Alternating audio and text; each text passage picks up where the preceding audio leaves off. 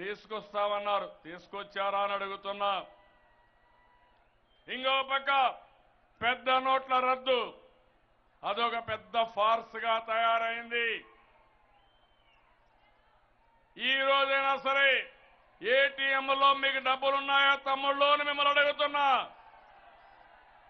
ఉన్నాయా మీకు? బ్యాంకుల్లో డబ్బులు వస్తున్నాయా మీకు?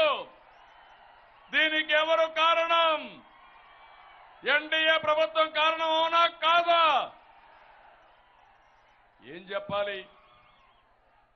కొండను దువ్వి కడాని ఎలుకను కూడా పట్టలేకపోయారు ఈ ఎన్డీఏ గవర్నమెంట్.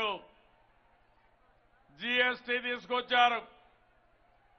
ఈ అన్నిటి వల్ల అస్తవ్యస్తంగా అమలు చేసి మొత్తం దేశంలో ఆర్థిక అభివృద్ధి కుంటుపడిపోయింది. దీనివల్ల రూపాయి విలువ పడిపోయింది.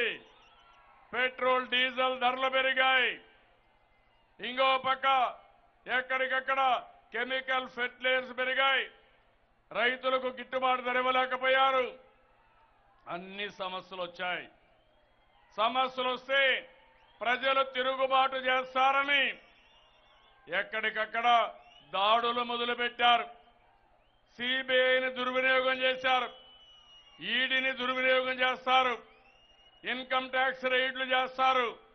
నాయకులపైన రైడ్ చేస్తారు. కడాన సిబిఐ ఒక మాట చెప్పింది. దుర్మార్గం అని ఒక డిప్యూటీ డైరెక్టర్ కోర్టులో సుప్రీంకోర్టులో వేశారు. ప్రధానమంత్రి కార్యాలయం నాయకుల్ని వేధించమని, తప్పుడు కేసులు పెట్టమని మా మీద ఒత్తిడి తీసుకొచ్చారని సిబిఐ చెప్పిందంటే ఈ ప్రభుత్వం ఎంత పతనావస్థలో ఉందో మీరు ఆలోచించాలి. ఇది న్యాయమా అని అడుగుతున్నా. ఇది పద్ధత అని అడుగుతున్నా. ఒక సీనియర్ నాయకుడిగా క్వశ్చన్ చేస్తున్నా. 40 ఏళ్లుగా రాజకీయాల్లో ఉన్నాను.